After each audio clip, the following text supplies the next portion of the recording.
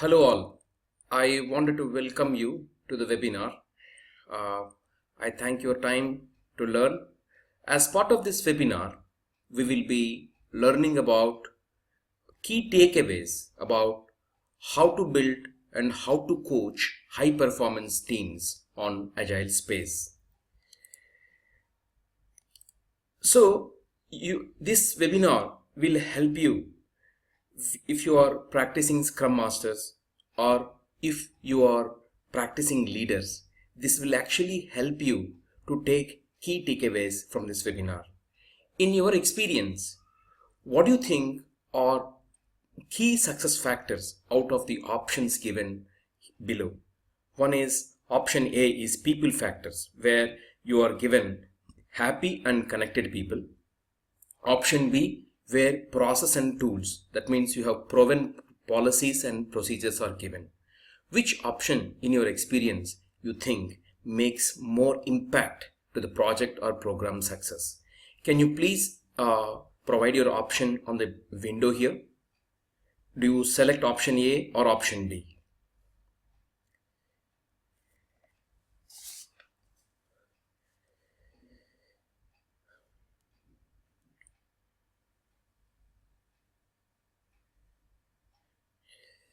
Okay. As you all said, most of you people said, COCOMO model, that basically the constructive cost model, it talks about, it has actually analyzed the successfully completed projects or not successfully completed project. So it basically took the projects that were rightly estimated and it has analyzed thousands of such projects and it has done the reverse engineering. And it understood that there are 7 factors that can actually impact the project or program success either positively or negatively. Those factors are people factors, which scored around 33, product factors, which scored 10, tools and process factors, that scored 3, schedule constraint factors, which is 1, project precedence factors as 1, design reuse factor as 1, computer platform factors are 4. So if you see, people factors are actually gaining more number of score, much score here. People factors are actually gaining 33, whereas the tools and process factors are only gaining 3. That means the people factors means a very good people if you have on your team, basically they are 10 times more than tools and process factors. That means the good people, even if you don't have right processes and right tools on your side, still can actually complete the projects and they can actually make you and give you the successful projects. So that is the importance of the people factors. So as you rightly selected, it's a people, the good people that can actually make you or break you. So with this, if you see on the platform, on the real day-to-day life, our leaders will be spending much of their time on resolving the people issues. So they will be focusing much of their, at least 70% of their efforts goes in terms of resolving people issues, which in my opinion is a right factor too. So we need to make sure, we need to nurture high performance teams. Okay. We need to mature leaders need to nurture continuously the high performance teams. Okay, so basically the team actually goes through different stages. See, it goes through forming, storming, norming and performing stages. In forming stage, the team they get assigned to a specific project, so they learn to each other. They come to know that I am assigned to so and so project, so they just formed. So the next stage is storming, because people come from various backgrounds, okay, various experience backgrounds, cultural backgrounds. They tend to storm because they tend to conflict with each other. They tend to challenge each other. And then the next stage is the norming phase. This is the phase using some kind of working agreements. They tend to settle and they tend to kind of learning each other's frequency, and they tend to settle and they start working with each other. And performing is the next option where you will see high performance teams. Now we will see various leadership styles, because to nurture high performance teams you require on the one hand as mature leaders, and the other side as high performance teams. We are going to see different leadership styles. Before I start this quadrant, I wanted to ask you, it's basic. See, we tend to brand people who are compassionate, who are empathetic, or who understand, who always support. Those people, we tend to brand them as good managers. But my dear friends, that's not. A manager has to have different situation leadership styles in him. For example, when a team just gets formed, we need to bring out a directive leadership from us. That means we need to go and say, can I help you? What are things you're working on? Probably you have to do this. This is the way you can actually get your work done. So typically in this directing styles, the manager will be high on tasks. And because the forming stage, the first stage is the forming stage. The team just got formed. So at this point in time, the teams come to know that I got assigned to a specific project. Okay, so at that point in time, the manager has to bring out a directing managerial style in him. He needs to be directive, means he needs to go to the team and say, may I know what are you working on? Okay, so maybe this is the way you have to work on. So this is the list of things that you need to work upon. So this is how a manager has to interact in this particular forming stage. The next stage is the coaching style. That means the moment team comes into storming, as I said, the team try to compel each other. They try to, they conflict with each other. It's quite natural because they come from different background. They have different experiences. So definitely people tend to, conflict with each other. Remember, my dear friends, a minimum or optimum amount of conflict is always desirable. Okay, so here the manager has to act like a referee. Okay, he has to be high on tasks, and he needs to focus upon building relationship between the team. Okay, he needs to basically listen to all people, and he needs to reason it out. Why do you think he's bad, or why do you think you have a problem? You need to basically, by reasoning, you need to make people go to the abstract layer of thinking. For example, somebody comes and says, look, I don't like the way this guy is working. I think he has overlooked this particular thing. Then, as a manager, you should not just blindly support either person A or person B. You have to reason it out. Why do you think he has overlooked the process? What do you think are the benefits he's actually looking it out? So you got to reason it out. And in the reasoning, you get a cushion of understanding the other person's wavelength and what exactly he's saying. Generally, team members, even though they have a noble cause at their heart, okay, but probably sometimes they may not use right choice of the words. So at that point in time, what will happen is, there is a possibility that we may get misled just by their words. So when you reason it out using 5 whys, okay, why do you think it has happened? What is the benefits he's getting? So what happens is you're actually making that person go to the abstract layers of his own thinking, and then you can actually apply the right coaching to make sure that people understand each other properly. So conflicting stage, that means the stage of storming, you as a manager need to bring out a coaching hat out of you. When I say coaching, it's just not using English words, okay? You need to be high on tasks, okay? You have to be high on task, and you have to prove that a optimum way things can be done. And then you have to use the respect that you got from people because of your worth, your capability. You have to use that particular respect in terms of enhancing the relationship between the team members. And then team members gets into the next stage called S3, the stage 3, which is norming phase. In norming, people tend to adjust to each other. It's like wife and husband, okay? Once they get formed, then they get stormed. they quarrel generally. And then they tend to adjust with each other. That means, for this life, you are my husband, I am your wife, we have to work on. So similarly, even on teams, whether I like or do not like, okay, when I am continuing this organization, he is my manager and I am his boss, we have to work with each other. There are certain strengths, there are certain weaknesses, okay, using certain working agreements, we need to identify a way of working with each other. This is what exactly happens in norming phase, stage 3. Okay, this is where the manager has to be supporting, okay, and supporting, okay, and then the next stage is delegating this or performing. This is the highest productive phase, performing phase, the stage 4, where the people work with each other, they work as a team, the high performance team. Okay, their manager just delegates, means he brings lot of work, lot of challenges to the team, and team figures out a way of how to unfold those challenges and get the needed job done.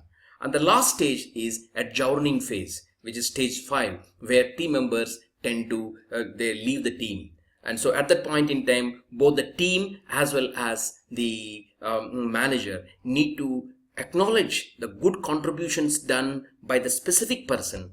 And in case the manager or the leader thinks that the person, the outgoing member, has certain areas of improvement, he may choose to have one-on-one meeting and say, look, here are the factors which I think can help you. These are the areas of improvement. This is the situations wherein we felt this way. Probably you may not be thinking like this, so your thinking may be different, but the perceptions are different. So in this situation, these are the methods where you could behave differently, or you could act differently. This can help you in future. So such kind of orientation the leader has to give to the outgoing member, so that feedback will be useful for the outgoing member in future projects. So my dear friends, this is where the situational leadership comes in. So I just want to let you know, I was actually managing teams, okay, and I was always trying to be a supporting person, okay, where I used to be empathetic to the people, and I always used to show that affection towards my team. You know what? I also got Best People Manager award. But you know what? What happened is we started a new engagement. For 6 to 8 months, I struggled really a lot in terms of connecting to the people. I was always trying to go in supporting behavior, but I never used to get the desired objectives. So that's where my supervisor told, Krishnamurty, leadership is just not supporting. You got to have the guts to be directive. You got to have the guts to have coaching style in you. You should be delegating.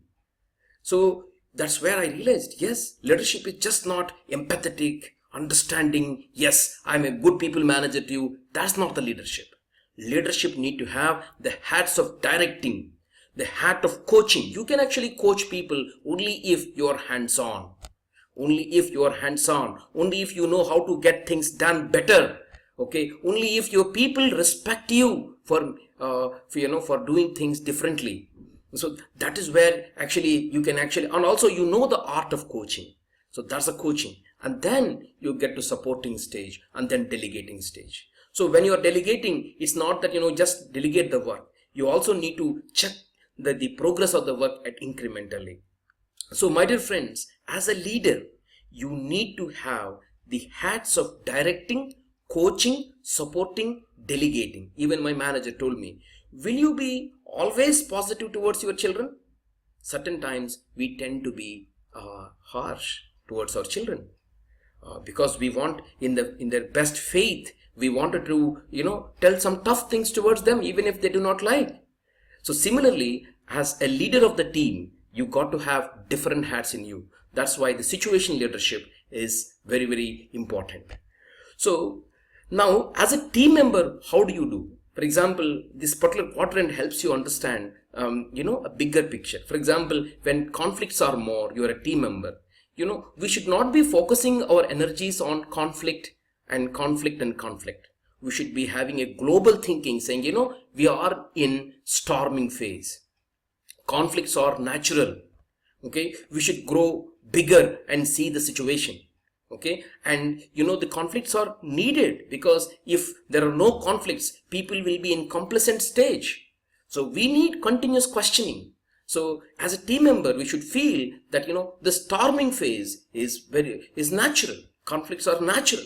So we should appreciate that that stage. Similarly, at that point in time, manager has to go, he has to facilitate some team outings, so that people try to understand each other in different perspectives. Similarly, in supporting phase, team members basically understand that even if manager is getting an understanding, he's getting into the tasks, that's fine. And once we become highly performance teams, then we will be seeing where managers will be delegating the tasks to us. So as a team member, your perspective should be different. As a manager, your perspective is different. So you got to be situational. You got to be master in situational leadership. If you have one art of leadership saying called supporting or delegating or coaching, I don't think we can fit to the situation. So we got to be situationally perfect leaders. Now, I want to ask you one question. Do you think every team is certain to reach performing or self-organizing phase always? Because we have just now discussed about 5 stages. Number 1, forming, where just team gets formed. Second is storming, where teams tend to conflict. The third phase is norming, where people tend to agree with each other's frequency through some working agreements. Fourth one is performing, okay, where people work as a team, okay, for the team goals matters to them, not individual goals. And the last stage is adjourning, where team member leaves. The question here is, do you think that every team is certain to reach performing or self-organizing phase? Can you just provide your options?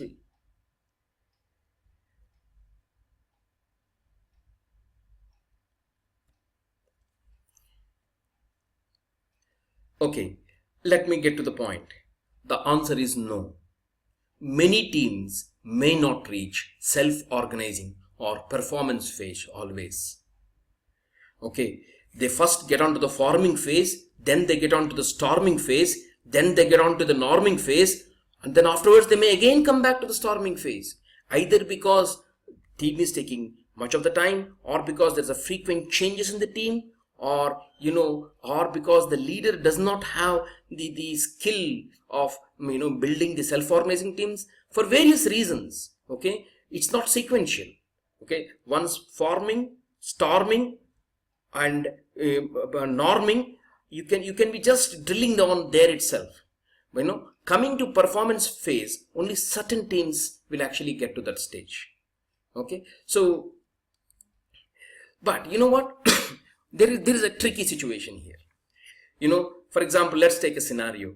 The scenario is you have a 10-member team.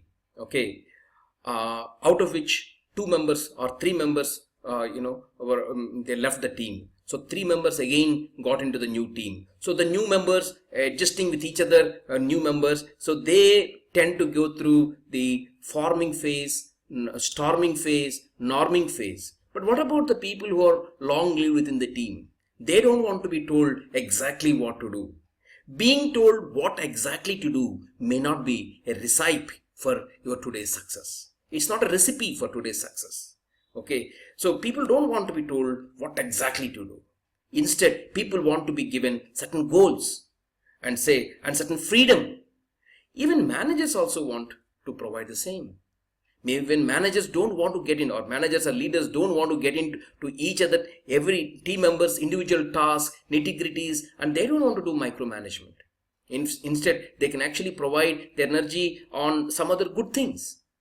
So what happens? For example, if you have scenario wherein 30% of the team members are new and 70% of the team members are already they have been there on your team for a long time, there's imbalance. But at the same time, managers want their team members to be self-organizing. Okay, they want to provide high-level goals. Okay, but But the people who are actually going through the stage called forming, storming, they require a directive leadership from the team members. So there's a conflict. Whenever you are not able to, achieve these particular phases in a sequential manner, there a challenge comes. So at the end of the day, if you achieve the self-organizing stage, it is good for the organization. It is good for the leaders. So this particular presentation or webinar, we are going to talk about how do we achieve the self-organizing phase. First, let's talk about what are self-organizing teams or high-performance teams. Okay, the high-performance teams, they are committed to common purpose. Okay, they're committed to common purpose. They're committed to performance goals. They have complementary skills. Okay, in Agile, we promote the concept called generalizing skills. That means we definitely have our primary skills, but we also develop certain secondary skills so that we can actually help or do less complex works using our secondary skills. So primary skills are our primary skills where we are extremely strong at it. Secondary skills are probably we are not so good at it, but we can get medium jobs done. And generally in high performance teams actually complement with each other. And generally teams are small in team. So they don't want to go work for their own credit. They just look at the common purpose or performance goals they're actually looking for. Okay. Now the Lisa Atkinson, she has done some research and she has come up, the characteristics of high performance teams. She says high performance teams are self-organizing. They are not role-based or title-based. For example, today on the ground we see, people tend to work for title-based. Yeah, on ground it definitely helps. But once you become a trustworthy high performance team, you are basically looking for the common purpose for which you are there. Okay, so they are basically, the teams are empowered to make their local decision. When I say local decision, means whatever decision that need to be made on the ground. Okay, they truly believe that as a team they can solve any problem. This you can observe in your day-to-day life. You give me anything, we can get it done. That kind of confidence they actually come up. For them, that they trust in themselves. We can do anything. Okay, they are committed to team success. Okay, for example, if you see the World Cup cricket matches, it's not the team that weighs more on the paper that actually gets the World Cup. It's basically a team that believes, that connects. As a team, they work the best. That team actually gives you the World Cup. So that's why if you see Indian team, the moment the Australian coach Greg Chappell was positioned as a coach. But that didn't got formed as a good team. Okay, so they couldn't deliver the best results. But subsequently, along with the coach, a good composed team was positioned there, and we got a T20 cricket cup, a World Cup. So basically, they are self-organizing. They take decisions. They're empowered. They feel the trust. They feel that race of trust. Okay, and they truly believe that they can solve any problem. They trust each other, they complement with each other, and they're committed to team success. And the team owns its decisions and commitments. It means tomorrow if something goes some wrong decision happens, no person will say, okay, it's because of some X it has happened. No, team owns their decision. Yeah, we as a team took the decision, and whether good or bad, that's what it is. We felt at that point in time that worked well. They work through trust, not fear or anger. Trust is what motivates them, and they're conscious driven, means with full divergence and then convergence, means it's okay for them to say no to each other. Okay, they don't want to say yes boss for each and everything. No, first they wanted to diverge with all their opinions so that they can talk out their difference of opinion or difference of thinking in a safe environment, and then they converge towards the goal, because at the end of the day what is driving them is the goal. And they live in the world of constant disagreements. They believe that disagreement is okay and it needs to be there.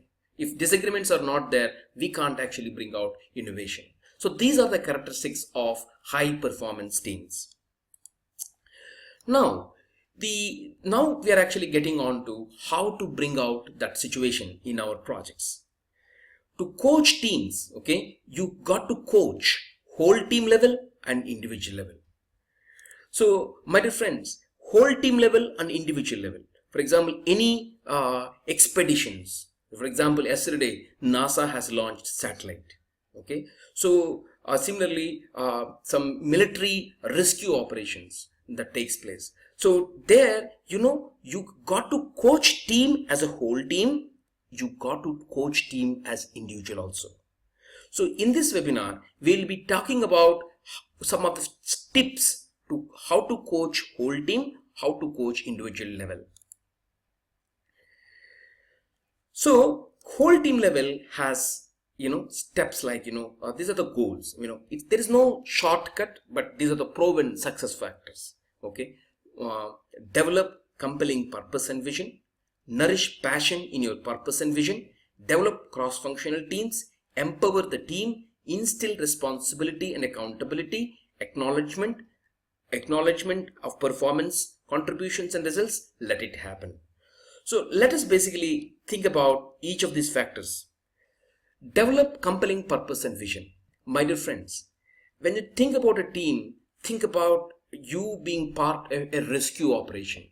You think about some disasters has happened, and like what has happened in Kedarnath, okay, where some people got they got locked and the road network got disconnected. Or think about a situation wherein you wanted to start up a new company. Or think about a situation wherein you basically took up a new role and your organization sets up some unrealistic challenges.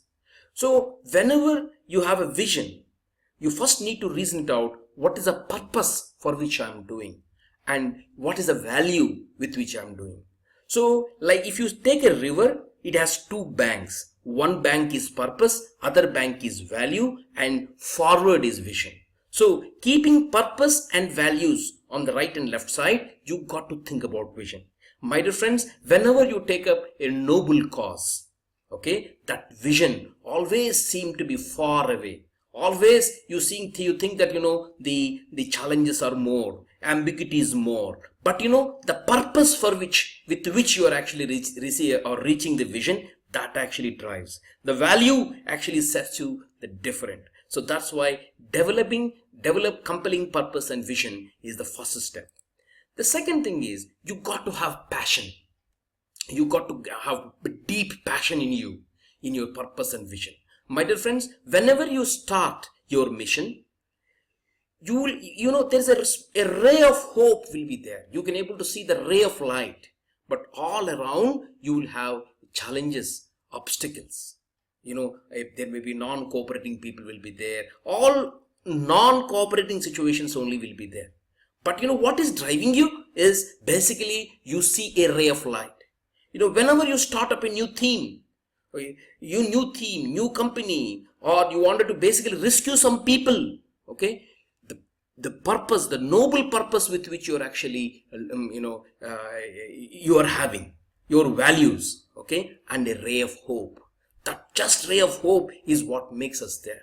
So that's why you got to nourish the passion in your purpose and vision, my dear friends. It's the passion. The more you work, the more you enjoy. That's the the litmus test for the passion.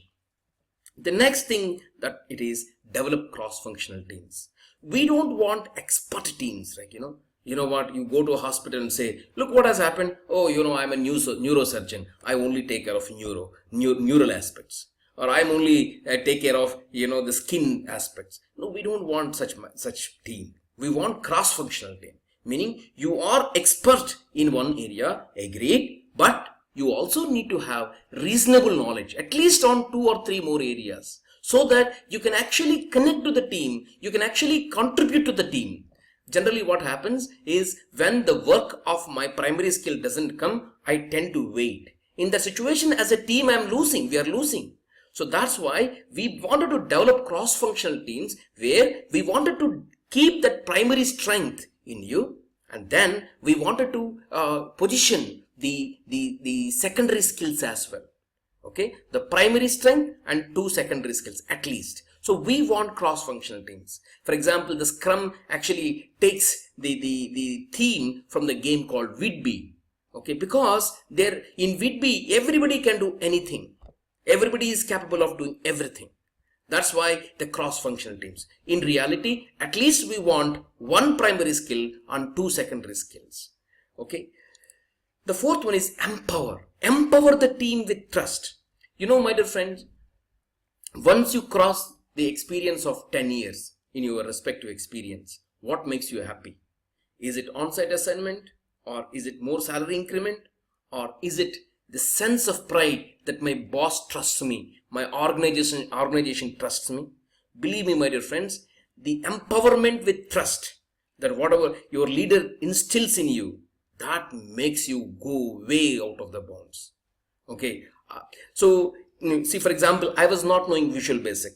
I was not knowing SQL Server. I was only knowing, C and C++. That, my leader at that point in time, from Chennai, his name is Karthikeyan. He says, Krishna, you can do it. I have the confidence. Those words got instilled in my mind. I just worked upon. I learned new things. That's the power of trust and empowerment. So you got to empower your team with trust. And my dear friends, when your manager or leader empowers you with trust, you also need to stand up to that level.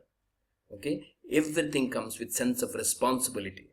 We can't just be people who are asking empowerment. We also need to stand up to the trust that our management or leaders are going to give. The next thing is his sense of accountability. As a team, you need to have sense of accountability. All the decisions you are taking, you got to make sure as a team we have taken. Okay, so there is no you, me, it's only we. So that is where the sense of accountability, we need to set it up as a team or as a coach. Okay, the next factor is performance contributions and results. Keep on acknowledging. Certain times, some of the team members' performances, it may not yield best results, but still, underline those contributions. But again, there's a balance. If you do over, acknowledgement, the people will take you for easy, and they don't mind. Tomorrow when you go and just appreciate, they don't mind. So you need to have a balance, but at least to the optimum level you need to play, saying that you need to acknowledge performance, contributions and results. Generally in your team members, especially in service-based companies, some appreciations will come to the highest management. So without even knowing what is there under the mail, just people say, keep up, way to go, such kind of words people use. Without knowing what the good contribution is all about. What I am suggesting is, just go through the mail, bottom of the mail, understand what is the contribution, just mention that contribution and say, yeah, it is actually adding value. That goes far away. Okay, so acknowledge. The next one is mistakes. If mistakes are performed, that's okay. Okay, there are only two ways. Either you win or you learn. Never we lose. Okay, mistakes are the stepping stones to learning. So definitely, if team performs some mistakes, that's okay. I want to give you one example here. Okay, we were working for a big company. We were asked to go to Bombay Stock Exchange and provide a demo of a software to the government officials. On the final day, on the deciding day, the software did not function. The leader came back and said, guys, we'll do next time. I have updated the stakeholders accordingly. Let's pack up. Let's take the evening flight. We were actually thinking that our leader comes back and say, look, I have set so much expectations about our software to the stakeholders, but the kind of demo is very poor. I'm not happy. That's what the leader tells us. That's what we thought at that point in time. But he came back and said, that's okay. Next time we'll do better. You know what? It basically made everybody responsible. We couldn't sleep till we actually go back to Bombay and show the software back again. So mistakes are stepping stones. Either we win or we learn. we never lose. So far we talked about how to coach whole team. Now we're going to discuss about how to coach individual levels. Okay, right? So first thing is meet them at half step ahead. Second one is guarantee safety. Third one is partner with leaders. Fourth one is create positive regard. Let's discuss these things in detail. Number one, meet them at half step ahead. So, for example, let's assume that there is a scenario wherein, as a coach, you want the team members to choose tasks on their own. Don't use the words to say, you know what, you pick this task, you pick this task. Don't tell like that. Come halfway. Guys, I think we have list of tasks. Who is willing to take this task? Just stay there. Don't just say, do it. Then, you won't get the buy-in unless, they're obligated to work for you. So just come half step ahead and say, yeah, there's a list of tasks. Who want to volunteer? Who will take it up? There are two scenarios. For example, scenario one is, people are willing to work for you. So they come forward and say, look, these tasks I'll do. So there will be situations wherein, once you stop at halfway, the people will actually perform even better than what you have imagined. They pick the task more innovatively. Or they may come and say, why not these tasks? We can as well take those tasks also. Imagining is a positive team. If there is a negative team where people don't want to pick the tasks, just when you go and step half saying that who want to take the tasks, who want to volunteer to pick the tasks, you see in a negatively motivated team, no person will come forward. So that's a signal for you. You need to approach the situation differently. So either positive situation or negative situation, when you wanted to get things done, don't go to the corner of the person or don't go to the fullest distance. And then when I say distance, it's not about nearest distance, it's about the depth you go. Okay, just stay halfway and then ask, okay, here is the situation, what can be the best possible way? I think here where we need to get things done, who can actually volunteer, or such kind of questions. Just come halfway and do it. It provides marvelous results for you. Second one is guarantee safety. As a coach, we have to first declare that coaching conversations will be kept confidential. And we have to make sure that coaching conversations are kept confidential. I come across an organization wherein there is a survey.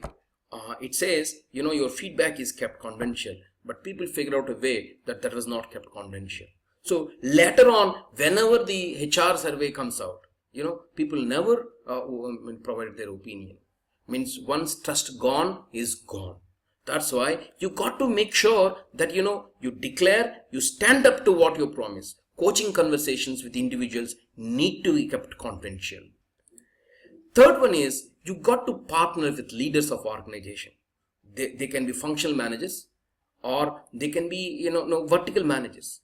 You have to partner with them to understand, what are their goals, what are organization goals. Similarly, you can also bring the good contributions done by the individual team members back to them so that they understand.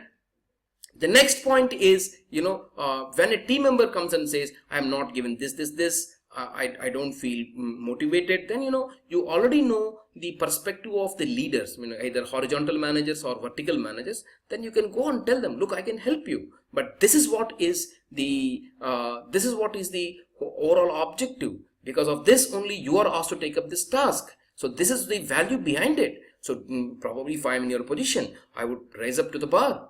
So when you partner with leaders, you will get a multiple ports within the organization. So you will understand the organization vision in multiple aspects, and that basically helps you to coach the team member. For example, there are certain people I have seen, I'm not sent to on site. I'm not feeling motivated. There'll be people who talk like that. The reality is, the H1 visas were, they are not given freely. We are given a list of maybe few number of visas, or our contracts got cancelled. So many situations are there. So the moment you understand the broader picture through partnering with leaders, there is higher possibility that you can actually resolve individual concern in a global way. That is one way. The other way is when the people on the top are actually making some perceptions about people, you can actually highlight the individual contributions and you can tell them, look, this guy is potential for so and so. In my experience, it happened a number of times. There is a situation wherein people branded certain people with, he's average guy, he's below average guy. But, I understood their capacity and potential. I told them, look, whoever the great people you are branding, more than that, this person can do. Here and here is the task he has performed. Such and such challenges he has resolved. I'm personally a witness to that contribution.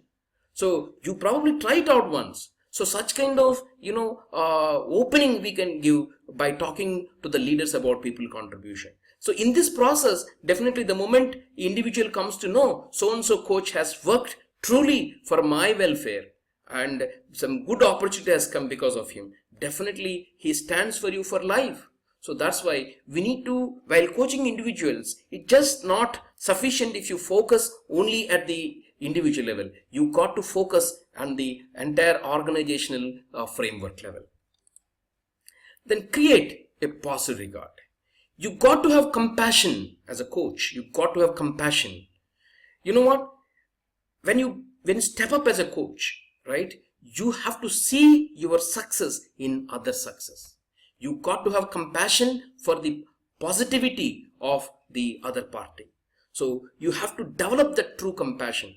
And then you have to have a strong desire to help people, to improve their performance in their roles. Personally, you may not like a specific individual, but you are sticking to a role called coach. But the moment you take the hat of, a coach, you got to have compassion for the innovation or the betterment of other individual. So using these techniques, you can actually achieve the individual coaching.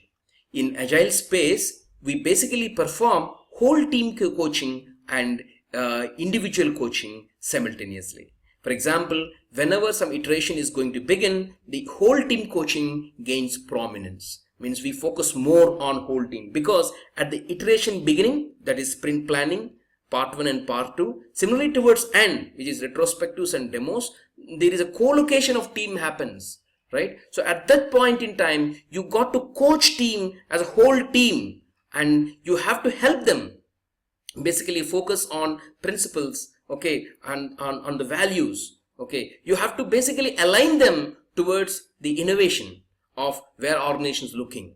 For example, when it comes to Agile coaching, probably you can basically focus on Agile principles and manifesto as a team they're performing or not. If you are doing a coach as a manager, as a leader, then you got to say, look, you are planning, but this planning is actually solving only these problems. But given the team's capability, we can actually take up so and so thing. There's the innovation budget is already available, so let's use it. So this innovation, but if you actually achieve this innovation, there's a great opportunity for the team to be distinct. So basically, as a coach, right at the beginning and right at the end, you basically tend to help the team as a whole so that they're aligned towards better value.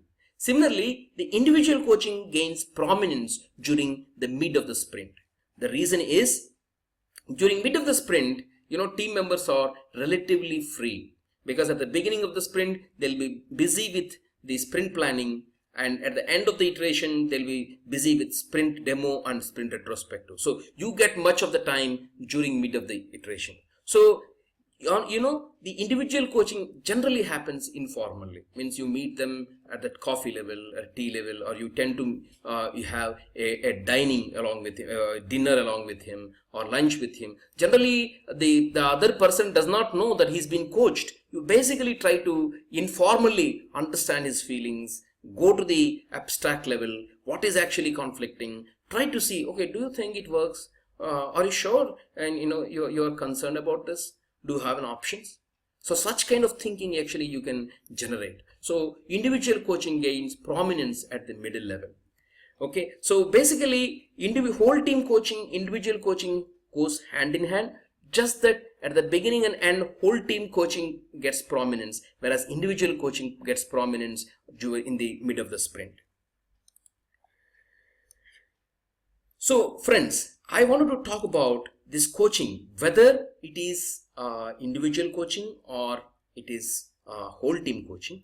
This agile fluency model actually gives you a good way. That is, first you have to make sure as a whole team or individual you have to focus on value.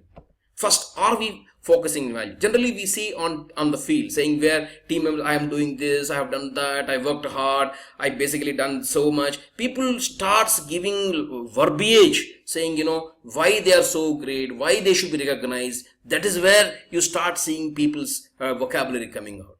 I worked whole night, all those things. No, we have to make them focus on value. And then when the moment we are successful in making them focus on value, we can basically make them deliver the value. Once they start delivering the value, we have to optimize value. So it's for example, if you are having highly experienced people and you're delivering value, that's okay. But this optimal way of bringing out that particular work. Maybe you can optimize on systems or processes or tools or methods or people. So how optimally making sure that you get a best return on investment, you can get that value. You have to make sure that you make people focus on optimized value. And then optimizing systems means here is where you basically open up for innovation, where you start thinking about out-of-box solutions. So typically, whether it is a whole team coaching or individual coaching, you got to promote performance. You got to performance with respect to the goals or long-lived teams, the connectivity, the relationship or the trust. So you got to basically make sure that you build on these things. So my dear friends, what we have learned so far is we have said leadership is not just always participative. Leadership, we got to exhibit the situational leadership. Okay, you got to be able to be directive. Okay, where you say here is the list of tasks you have to perform. But I'm not asking you to be harsh. Okay, you have to have a way, the knack of the way. Okay, may I know what are you doing?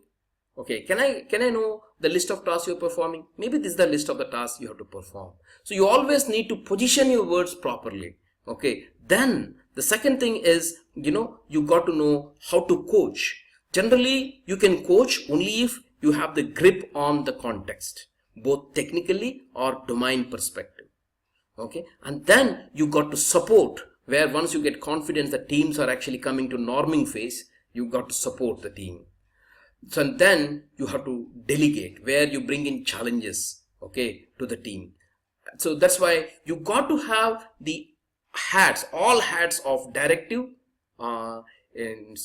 coaching, supportive, and delegative. All those styles we need to have in us. Then only we can think us as a managers. Just a good feel good manager is not manager, in my opinion. You got to have all the attributes. Then only we can lead expeditions. Then only we can start up startups. Okay. Then only see the teams that we are working generally in established companies. They are not the teams. Can we have the potential of starting a startup?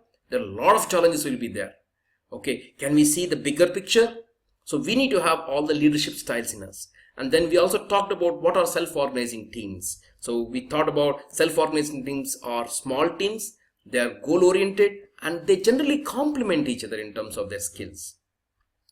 And then we have also gone through the Lisa Atkinson's the characteristics of high-performance teams. Then we talked about what are the steps to build high-performance teams, both at whole team level and individual level. So friends, before I speak about final thoughts, do you have any questions here? You can type here. I can take up these questions.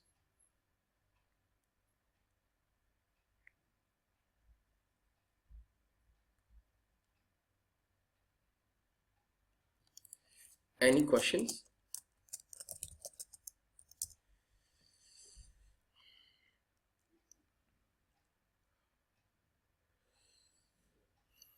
Okay.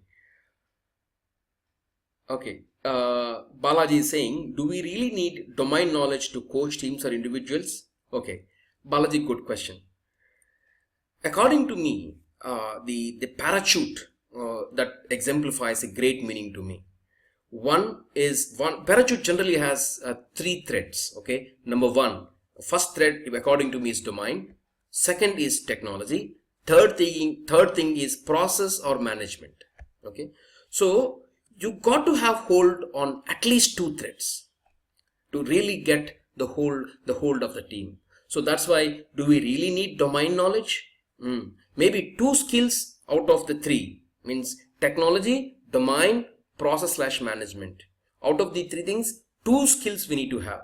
Then basically I see on field we achieve good results. If you have only one skill, then probably it's difficult to get people's confidence. Second thing, so that's why it's 2 out of 3: technology, domain, process or management. Out of the 3, 2 we should have minimum. If you have 3, you're the best fit, but minimum 2 we should have.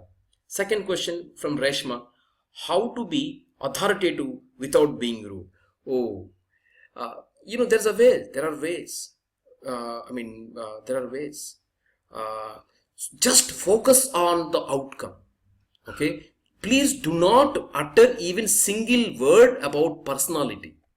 Just be focused on outcome. This is what is expected. This is what is actual. And we took these many days. Do you think it's reasonable? That also goes the same way of, authoritative. But we are not, see, the point is like this. We need to build trust. The moment trust gets built, however tough you are, other person takes you for a positive thing. I want to tell you a scenario. There is a startup company, okay, and there is a CEO.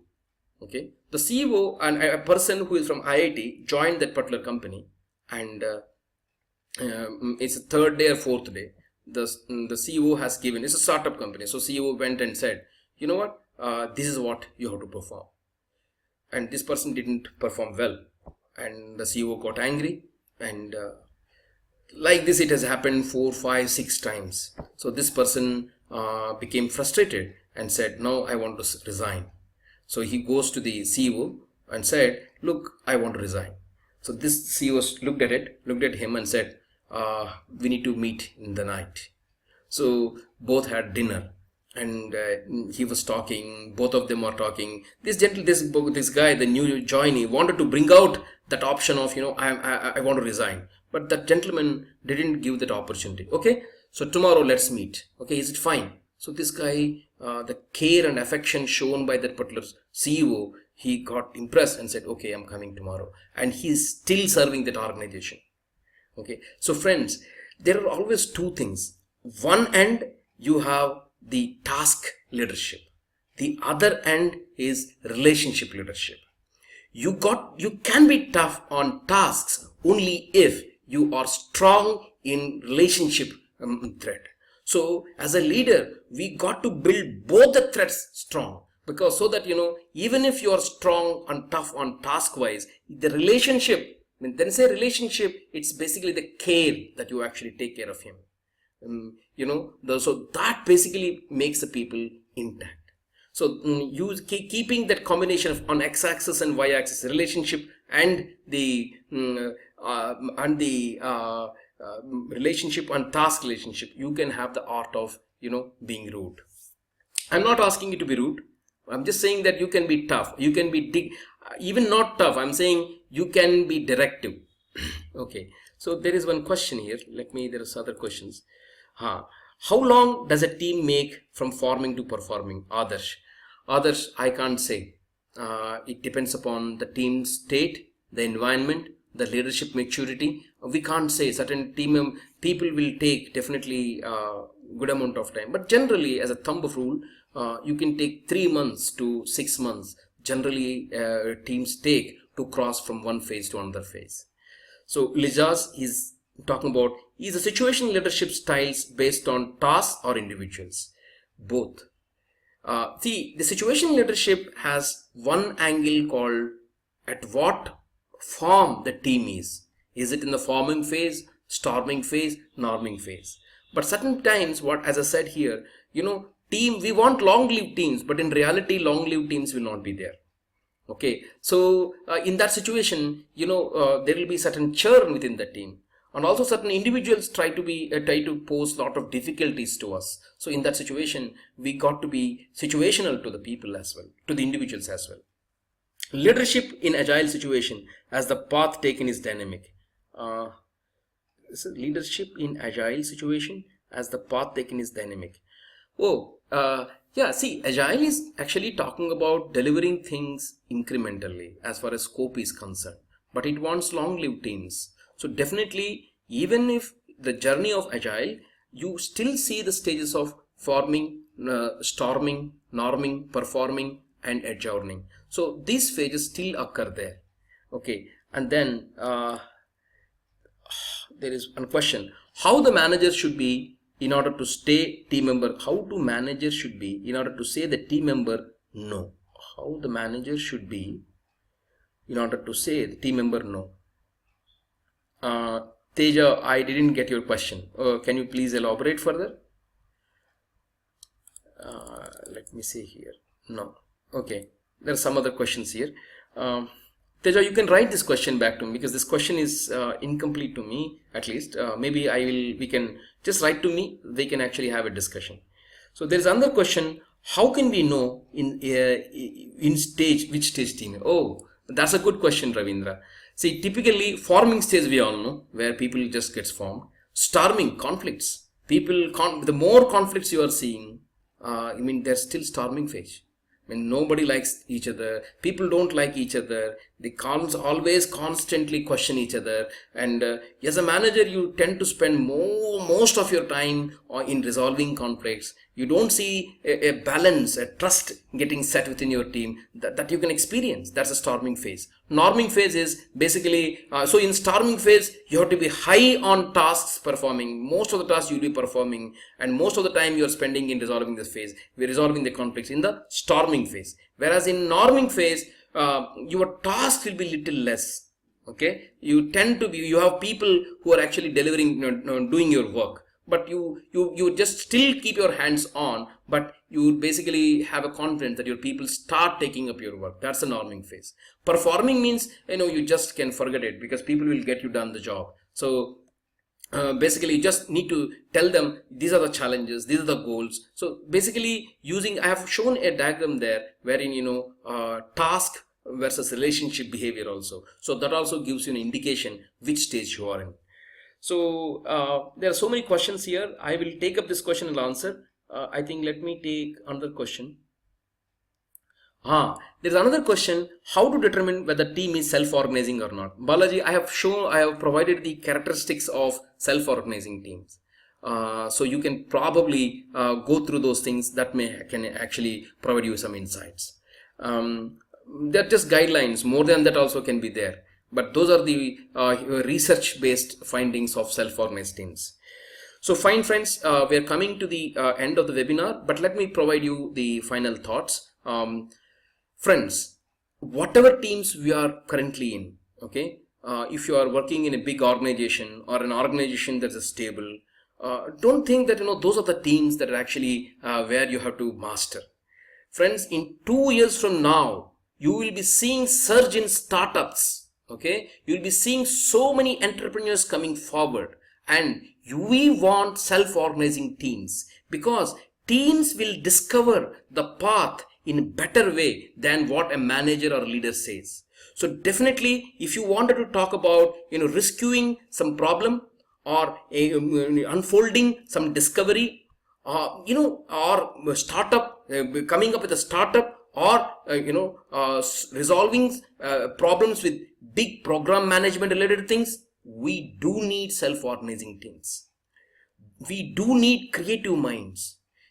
Just because a leader is more experienced does not mean that leader has the capability of resolving the problem. We want more matured minds. So definitely self-organizing teams will be the only key tomorrow to solve the biggest problems we have at hand.